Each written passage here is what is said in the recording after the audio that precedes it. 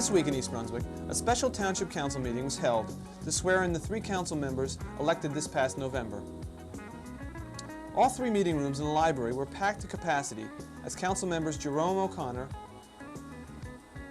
Elaine Denahan, and Michael Baker took the oath of office from Judge Barnett E. Hoffman. I, Michael Baker, Do solemnly swear do solemnly swear that I will support the Constitution of the United States that I will support the Constitution of the United States and the Constitution of the State of New Jersey, and the Constitution of the State of New Jersey, and that I will bear true faith and that I will bear true faith and allegiance to the same and allegiance to the same and to the governments established and to the governments established in the United States in the United States and in this state and in this state under the authority of the people, under the authority of the people, so help me God. so help me God.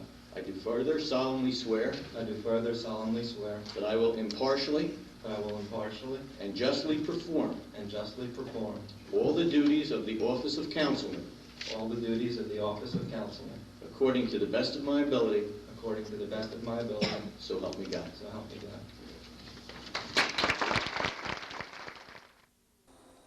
Each newly elected official spoke briefly to the group, expressing thanks to all those who helped during the election. Elaine Denahan, a first-term councilwoman, then Jerome O'Connor, serving his second term, spoke to the gathering.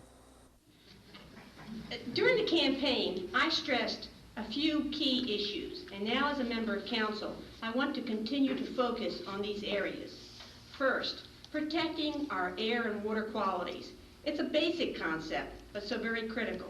I want to continue to do as much as we can on the local level, but at the same time, express and show our concerns to our state officials. We do need their help in this respect. Providing services and keeping taxes stable was something as a candidate I pointed to with pride. In the future, it's going to be difficult to do because of the cutbacks in state and federal aid. But I feel that with some creative thinking and some hard work on our part, that this can be accomplished.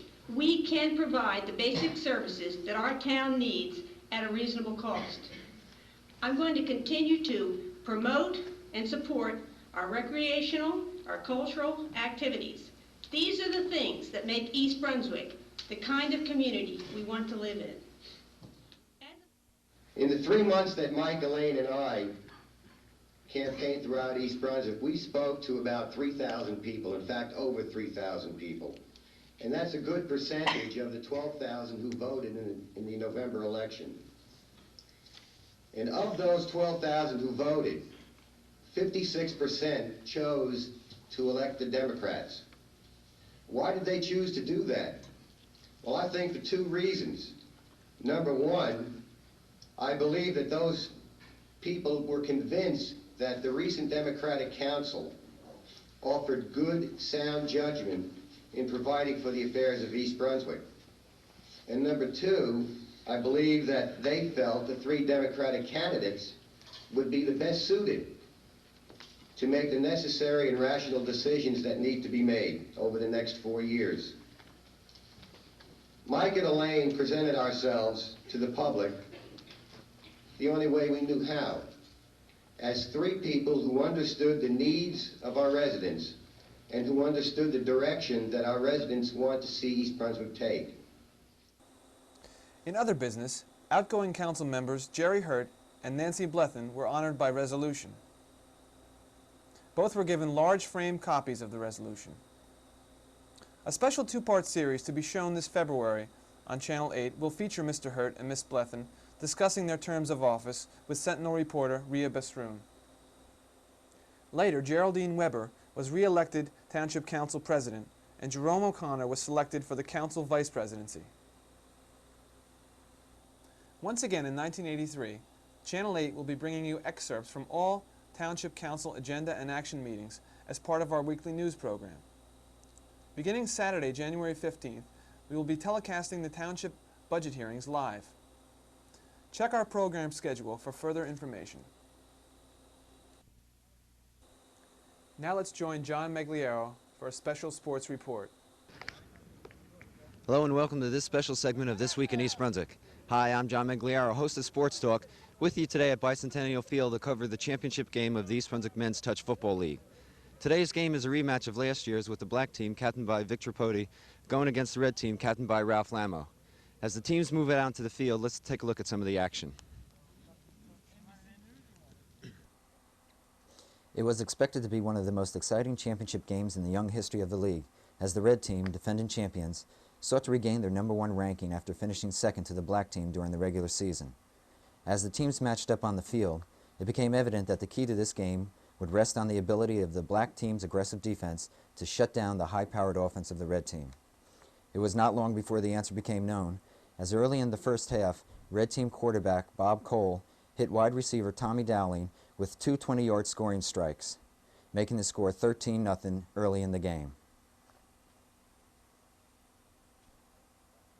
For the most part, the black team was unable to get their offense on track, as the absence of their star wide receiver, Steve Marino, coupled with the relentless pressure of the red team's defensive line, caused the black team's offense to sputter and spurt. It soon became apparent that the inability of the black team to generate an offensive surge helped to swing the ever-important factor of momentum to the side of the red team, and they took full advantage.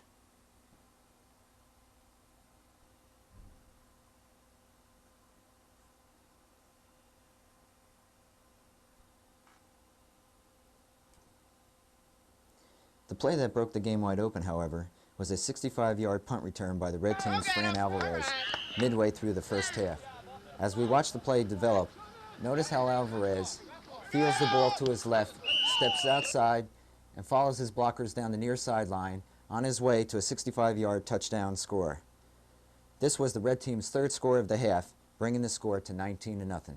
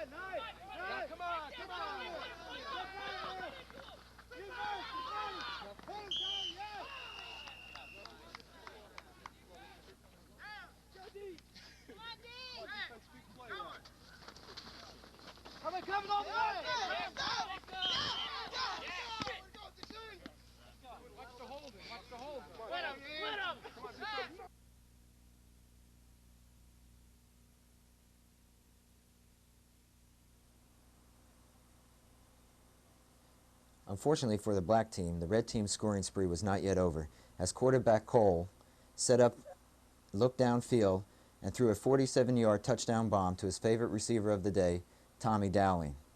The 3rd Cole to Dowling strike moved the score to 25-0.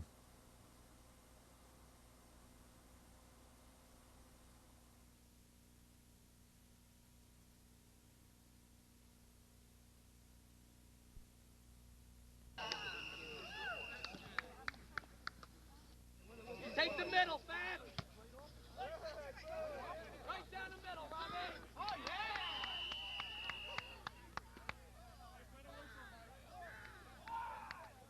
Here's you, Juice, on a sack.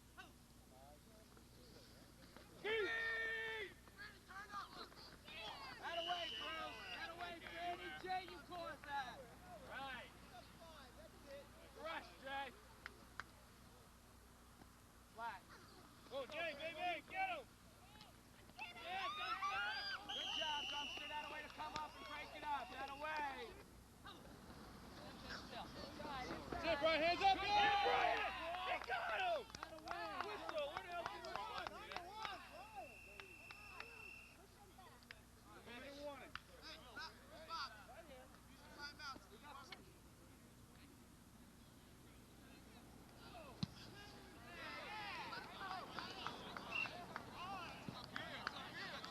To the demise of the black team, the red team started yet one more drive that resulted in a touchdown, as quarterback Cole found his other wide receiver, Matty Cleakin, for a 27-yard touchdown pass. At this point, the score had become a lopsided 31-0.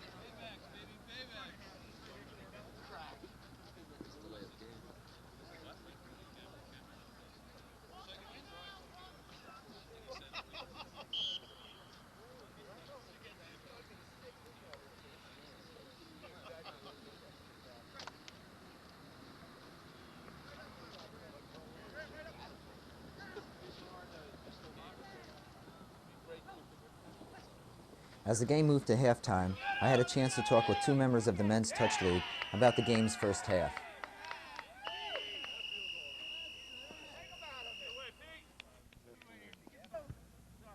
Well, it's halftime here at Bicentennial with the red team whopping the black team at this point 25-0. To my left is Al Jennings, coach of the green team, and to my right is Sherry Dowling, a member of this red team who is not playing in today's game. Sherry, let me ask you first, what has the red team done differently in this game than the last two times you met the black team? Well, I think the biggest point is that we're putting together our shorter passes, which open up our longer plays for us. For instance, Tom Dowling scored on a 65-yard pass and run, which would not have been effective if we hadn't gone underneath a few times earlier. So I think, in fact, that is the impetus to the long pass working for us today. Sure, are you surprised by the inability of the black team to move the ball? Well, it's a very chilly day, as everyone out here is aware of, and they've done some passing underneath, which is probably the smartest thing for them to do currently. And as I say, for them, it'll work the same way. It'll open up the longer pass for them. So they've moved the ball fairly well. The defenses have been tough on both sides, although the score for the black team doesn't indicate that. Okay, sure. Thanks so much. Al, you've played against both the black and the red. Are you surprised by the score? Not really, John. I believe that they're missing a key player, Steve Marino, and I think he's pretty much the key to their team. The black team, that is. That's right. And without him, they don't seem to be moving the ball at all. So if he was here, I think that'd be a little different story. Well, there's no doubt without Marino, they're a different team. Let's get ready for the second half here, where the red team now leads 25-0.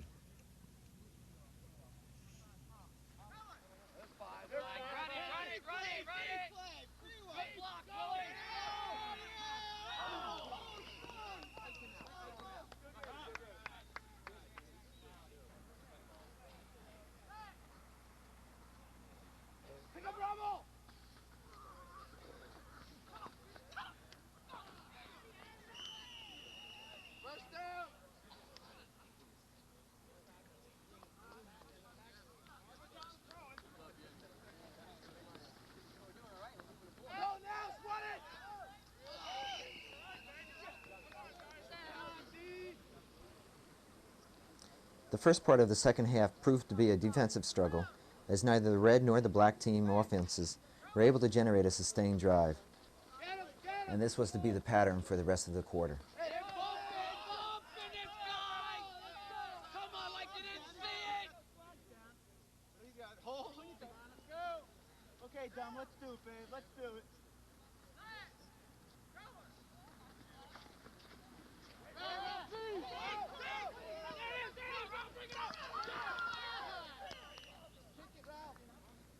They're not going to call nothing, so.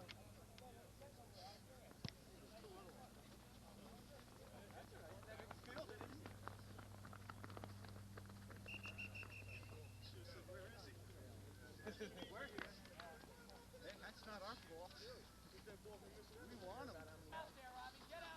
That's it, Dick. Stay with him, Dick. What?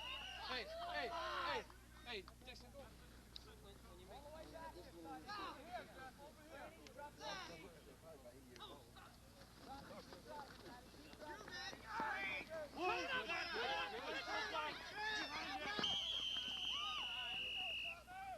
Good block, Dix.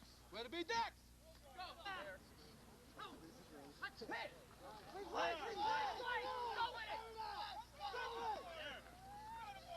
That ain't no clip. You better not do that. Holy shit! Get that ref out of there! Let him shoot! I know, I told her I wanted to come to the game. Balls! That's it, Al, that's it.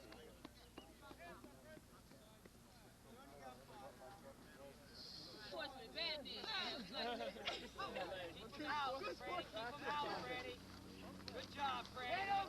Keep going! All right!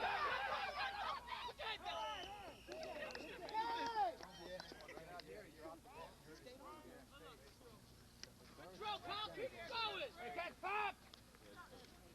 Sure, Ed.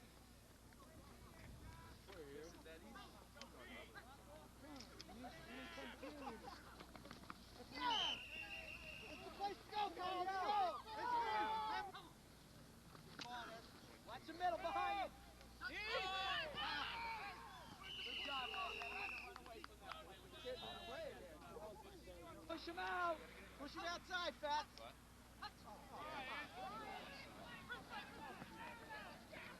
Come up, Fred. Jeffrey.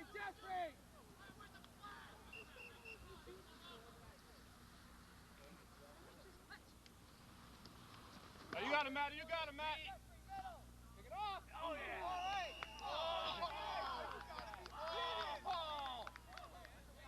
Okay, big split. Peter, outside here, nothing outside. Watch the corner, Freddie. Watch the corner there.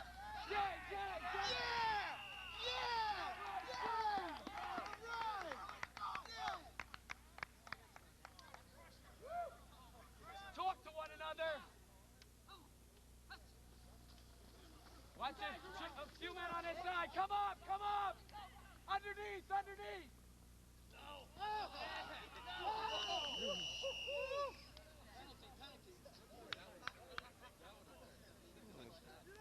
Goal line. Let's go now. Let's go, Red. Jeffrey, this is yours, Jeffrey. In the middle, kid. Help out on this side, Jeff. That's it. Help out on that side. As the game moved into its final minutes, a proud and determined black team was finally able to put together an offensive drive that culminated in a Kyle to Carbone scoring pass of 15 yards. The mixed extra point, making the score 31-6, seemed to epitomize the plight of the black team this day, as the game ended and the red team once again was crowned league champions. As part of the post-game celebration, Lee Gearhart, coordinator of sports programs for the Recreation Department, presented trophies to both teams. On behalf of the rec department, Ralph, first place, red team, 5 out of 6 years? 4 out of 6. 4 out of 6? Yeah. Congratulations. Joe, black, second place, congratulations. Thank you very much. Thank you, Lee. Well, that's it here from Bicentennial, where the red team has defeated the black team 31-6. We're here with Ralph Lamo, captain of the red team, and members of the red team. Yeah. Ralph, first, congratulations on a tremendous win. Let me ask you something. During the year, you split with the black team. You lost to the white team in the final game of the season, the green team gave you a battle. Any questions coming into this game against the black team? No, we were pretty confident all the way. Black team got lucky the first time. You know, you can't win them all. Over the past 6 years, our record's got to be about 48-4-1 right now. So you got to lose one every once in a while. Well, we all know what a tremendous team the red team is. Ralph, does Marino make a difference in that black offense? Well, I think today he's definitely a good ball player, but we were missing our starting defensive halfback and our best wide receiver. No offense, anybody. And my brother, he couldn't play today for an operation he had on his eye. So I thought it sort of balanced everything out. Well, you know, the Cole to Dowling pass combination was unbelievable today. What was the game plan going in? Were you looking to go deep or concentrate on the short passes or what? No, we wanted to run the ball mostly today, although we never do. But that was the idea because the field is pretty frozen and everybody's hands were pretty cold. We didn't want to really try to go long. But we stuck with the game plan in the beginning. Then the deep stuff opened up. And it was pretty easy, really, all around. Ralph, to me, I think the turning point in the game was Franny Alvarez's punt return. It was about 70-some yards. You agree with that? Yeah, that sort of really broke the camel's back. That was the last straw. Like that one? Ralph, quickly, any changes for next year? Are you coming back with the same players? Don't put me on the spot. There'll probably be a few changes. Every year there's a few people moving in different directions. But be relatively the same core, same team. We'll win it again next year. You heard it first. Yeah. All right. That's it here from Bicentennial. For This Week in East Brunswick, I'm John Migliaro. Have a good day. This Wednesday, students ventured out in rainy weather to help clean up several of the high school parking lots. Andy Hagler was on hand and spoke with Vice Principal Robert Flood about the students' efforts. Hello, today we're at the East Brunswick High School and I'm speaking with Mr. Robert Flood, Assistant Principal here at the high school. Could you care to explain to the viewers what is happening behind us here today? Behind us you see student volunteers from the East Brunswick High School Student Council. They volunteered to come out and clean up some broken glass that was broken sometime over the Christmas holiday while school was closed.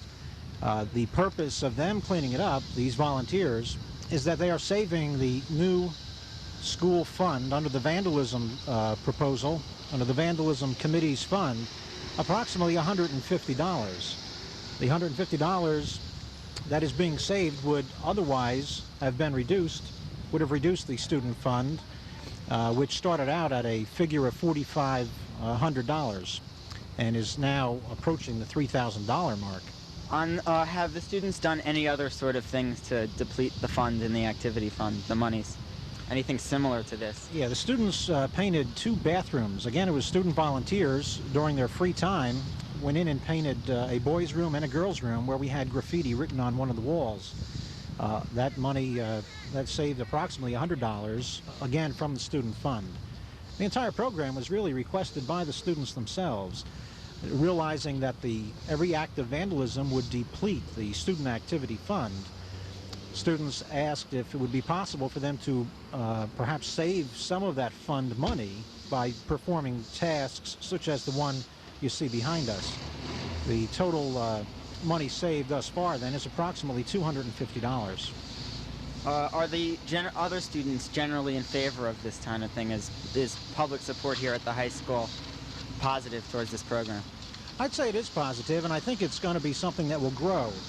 Seeing behind us in this kind of weather, volunteers among the students, I can't help but think that their peers will think twice before they commit an act of violence that would require their fellow students to come out and do the cleanup. Thank you very much, Mr. Flood. This is Andy Hagler at the high school for This Week in East Brunswick. Hello, and welcome once again to Consumer Aware. I'm Mary Tenaccio, and I'm here today to discuss home energy audits. Our consumer tip today is to let you know it's that time of year again when you will be seeing advertisements in paper, receiving telephone solicitations, receiving cards in the mail, advertising home energy audits. We are not saying that there is anything wrong with this service. What we are saying is we want you, our consumers, to make sure that you understand what a home energy audit service is. Someone comes into your home to do an inspection to see if your home is heat efficient. Keep in mind that this purpose of this firm is to sell products and not just to conserve energy in your home. If you want to have your home checked and to see if it is energy efficient, you have alternatives. You can call in the heating company that services you. For instance, if you're in the area where Public Service services you, you can call them in. They also have an energy audit service. Please be aware of what it is. It is not free. The service might be, but they are in the business of selling products. Just be aware of that. There are many things you can do yourself so that your home is efficient. Weather strip your windows and doors. Seal windows with plastic. Insulate your attic. Insulate doors that are not used during the winter with newspaper. All of these fairly inexpensive things can be done to help make your home more energy efficient. Just make sure that you know your alternatives and that you can call your Consumer Affairs office to ask questions concerning services of this nature. Thanks so much again for tuning in. This is Mary Tenaccio saying goodbye till the next time.